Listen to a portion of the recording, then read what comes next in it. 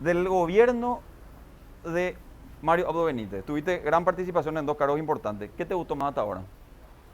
Son dos cosas diferentes, aunque parecido en algunas cosas. Te explico por qué.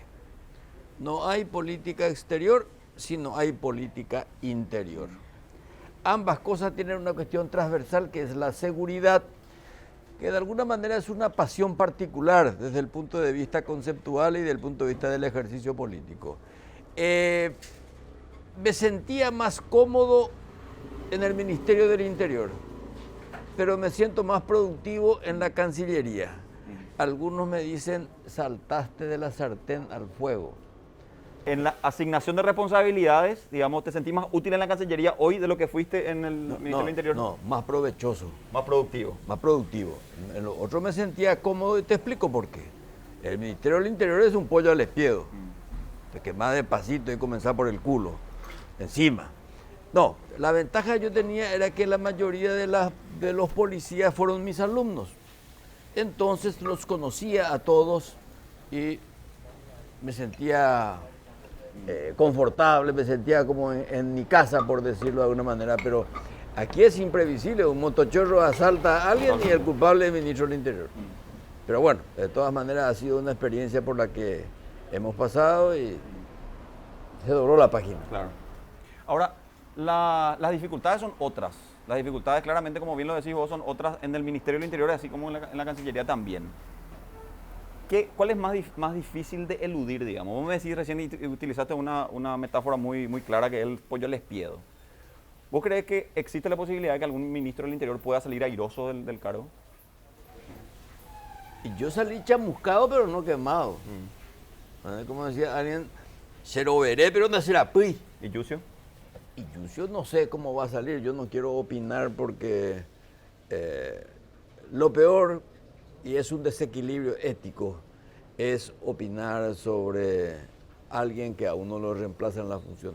Me parece poco ético. De todas maneras, tenemos una sociedad escrutadora que a cada rato te está examinando. Pero es bailar con la más fea ser ministro del Interior. Brindis, doctor. Salud. Salud.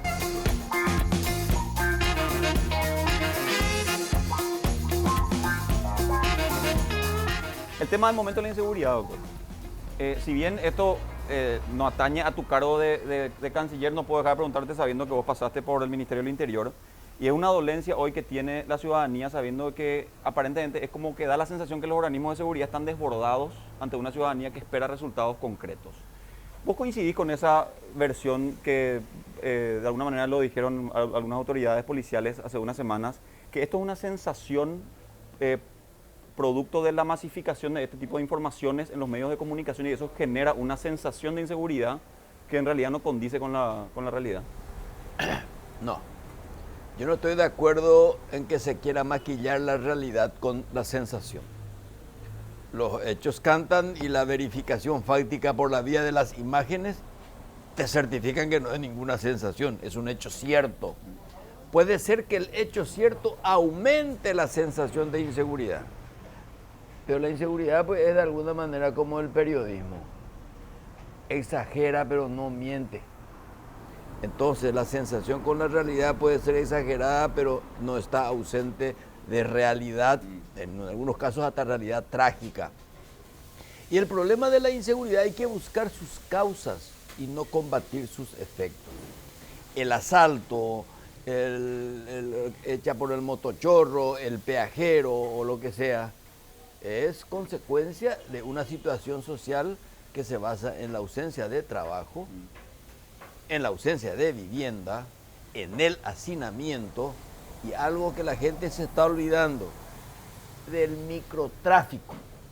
El microtráfico de estupefacientes que es el combustible y el que alienta al asaltante a hacer lo que hace, que en su estado normal no lo haría.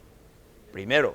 Segundo, hay una gran desproporción entre el número de policías y los cuadrantes que tiene que proteger.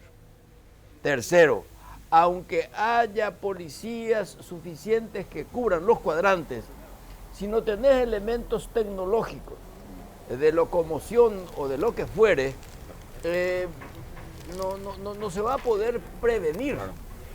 Pero inclusive vos, doctor, me acuerdo que habías advertido en una oportunidad, mientras que eras todavía ministro del Interior, de que una de las consecuencias económicas de la pandemia iba a ser esta oleada de delincuencia. Acá tenés servilleta, doctor. Iba a ser una oleada de delincuencia. Entonces, la pregunta es, ¿se hicieron las tareas en su momento como para evitar que esto suceda, sabiendo lo que iba a suceder, doctor? No, esto es como la fuerza mayor. La fuerza mayor es algo no previsto, o habiéndose previsto, no pudo ser evitado. Pero si el propio ministro del Interior me estaba advirtiendo de que iba a suceder. Hay cuáneo, pero el problema es que no se tuvo los recursos y creo que de alguna manera cometimos el error de no habernos adelantado a los hechos. Fuimos eficientes en el diagnóstico, pero no aplicamos la terapia preventiva. Doctor, ¿qué es la respuesta que le da el Estado a la ciudadanía? Si una persona que está pasando por acá viene y te dice, pero Clides, vos cuando vos fallaste como ministro del Interior, o vos o ustedes como gobierno, digo, no personalmente, ¿verdad? Pero ustedes fallan en su política de seguridad porque la gente se sube a un colectivo, es asaltada, espera en la vereda, es asaltada, sale en auto y es asaltada. Entonces, ¿qué le dice el Estado a esa persona? En primer lugar, que tiene razón, pero me estás llevando a un terreno que ya no me compete. Pero te competía antes. Me competía antes. Pero no me vaya a querer convertir en una especie de San Jerónimo de tener que autoflagelarme por pecados que yo no cometí. Entonces, yo creo que es importante porque como ciudadano me interesa la seguridad. O sea, yo como funcionario del Estado, aunque sea canciller, estoy obligado a escuchar al ciudadano común, porque es el que me escruta, es el que me tiene que examinar. ¿Y qué es una labor intransferible del Estado? En primer lugar, la seguridad. No es la salud ni la educación. Lo primero que debo protegerte como Estado, a vos ciudadano, es tu seguridad personal y tu hacienda, es decir, tu bolsillo. A partir de ahí, salud, educación, el resto viene como... Y ante los hechos obvios de delincuencia, ¿el Estado está fallando en ese sentido? Está fallando. Está fallando porque no se adelanta. ¿Qué es lo que caracteriza a un Estado con seguridad integral? Anticiparse. ¿Qué es lo que ha fallado, o por lo menos que yo me adjudico gran falla en mi gestión de ministro del Interior? No haber hecho más uso de los servicios de inteligencia. Con esta serie de cambios en la policía, que no cambió el comandante de la policía, del ministro Dios no importa, o sea, no es que no importa, tiene gran parte de responsabilidad o toda la responsabilidad, pero su trabajo es más diseñar la política de seguridad, no así ejecutarla o implementarla, doctor, cosa que sí es la responsabilidad del comandante. El no cambio del comandante implica continuar con la misma lógica de trabajo de la policía. No. ¿Por qué no? Te voy a decir más.